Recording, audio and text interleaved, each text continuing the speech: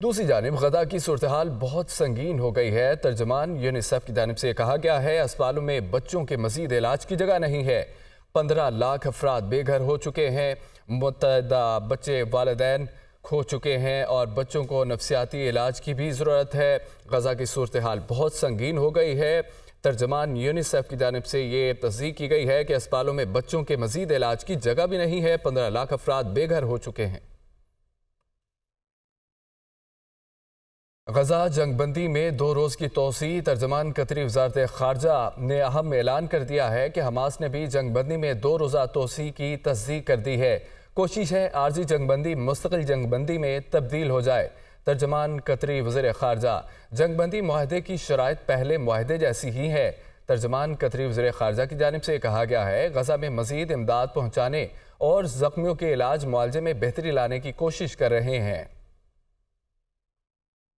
اقوام متحدہ کے سیکرٹری جنرل نے حماس اسرائیل جنگ بندی کے کم مدتی وقت سے متعلق خبردار کر دیا ہے۔ جنگ بندی سے توسیع فلسطینیوں کو امداد کی فراہمی کے لیے انتہائی کم وقت ہے۔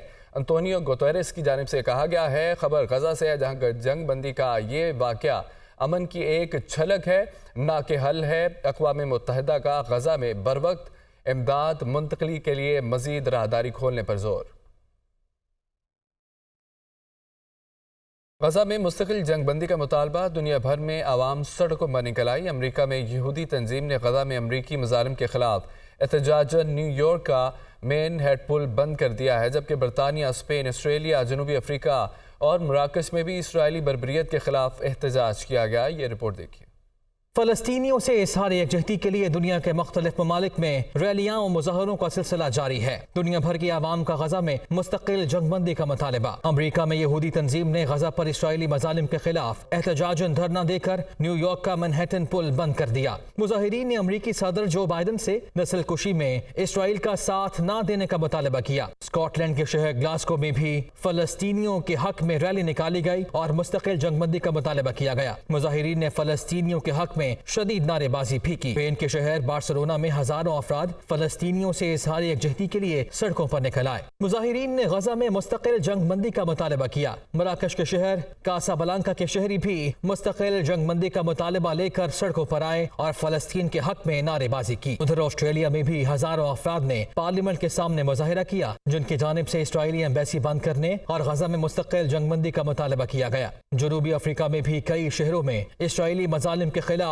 عوام سراپا احتجاج رہے۔ مظاہرین نے عالمی رہنماؤں سے مطالبہ کیا کہ اسرائیلی حکومت سے غزہ میں ہونے والے مظالم کا حساب لیں۔ متحدہ عرب امارات پاکستان میں $25 ارب کی سرمایہ کاری کرے گا۔ دونوں ممالک کے درمیان مفاہمت کی یادداشتوں پر دستخط ہو گئے ہیں۔ نگران وزیراعظم انوار الحق کاکڑ اور army chief general Syed Asim Munir نے متحدہ عرب امارات کے صدر سے ملاقات کی۔ اس موقع پر متحدہ عرب امارات اور پاکستان کے مابین مفاہمت کی یادداشتوں پر دستخط کیے گئے، جن میں توانائی، پورٹ آپریشنز، پانی صاف کرنے، فوڈ سیکیورٹی، لاجسٹک، بینکاری اور معدنیات کے شعبے شامل ہیں۔ نگران وزیراعظم نے اقتصادی اور مالیاتی شعبے میں متحدہ عرب امارات کی جانب سے پاکستان کے لیے بھرپور تعاون پر اظہار تشکر کیا۔ ملاقات کے دوران فلسطین کی صورتحال کے حوالے سے تبادلہ خیال کیا گیا۔ انوار الحق کاکڑ نے 28ویں کوپ کانفرنس کے لیے UAE کی صدارت کے لیے پاکستان کی مکمل حمایت کا اعادہ کیا۔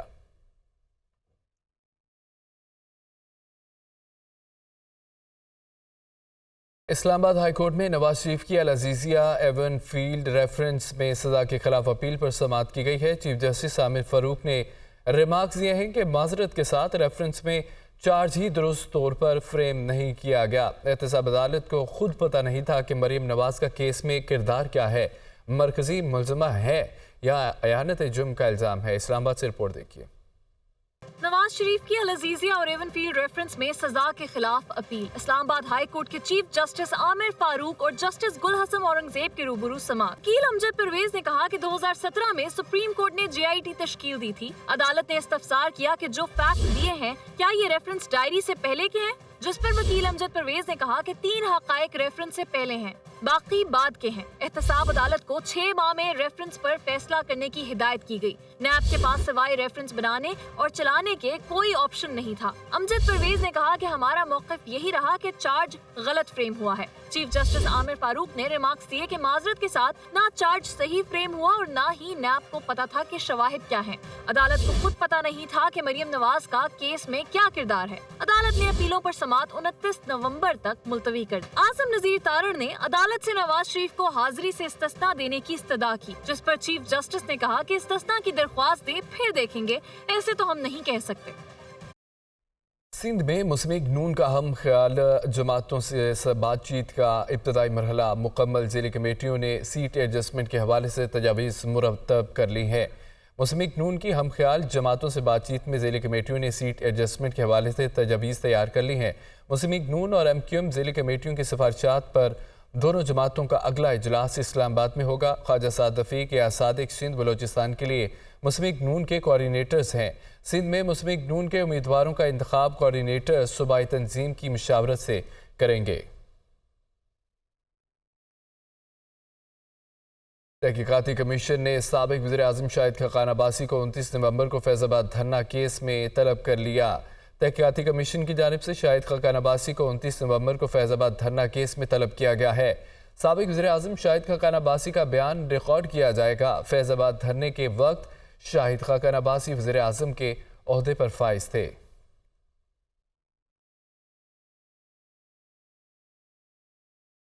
इस्लामाबाद हाई कोर्ट ने फवाद चौधरी को फैमिली और वकला से मुलाकात की इजाज़त दे दी है। फवाद चौधरी को जेल मैनुअल के मुताबिक तिबी सहूलियात फराहम करने का भी हुक्म दिया गया। अदालत ने दरख्वास्त हिदायत के साथ निपटा दी है। ये रिपोर्ट देखिए।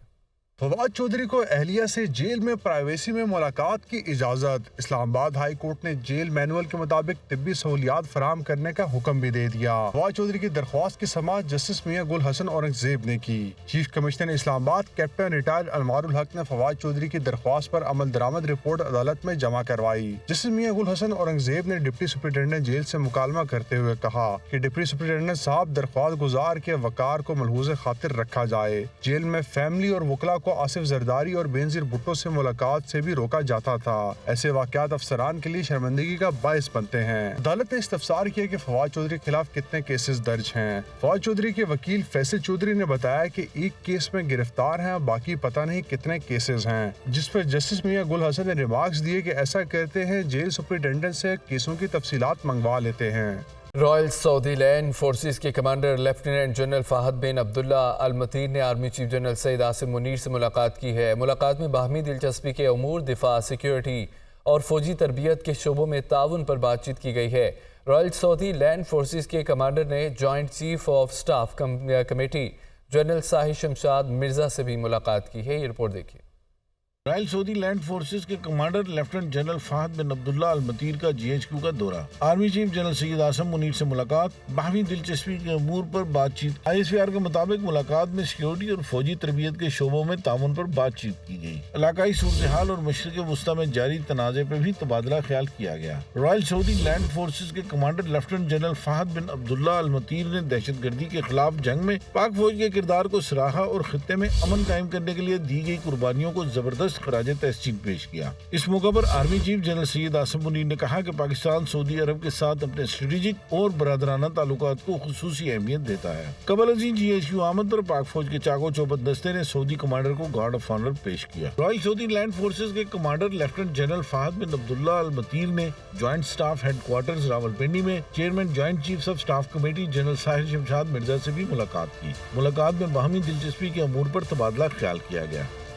स्टॉक एक्सचेंज में तेजी का रुझान जारी है। 725 पॉइंट्स का रिकॉर्ड 100 इंडेक्स 59,811 पॉइंट्स की नई बुलंद तरीन सतह पर बंद हुआ। रुपया आज मजीद गिरावट का शिकार रहा।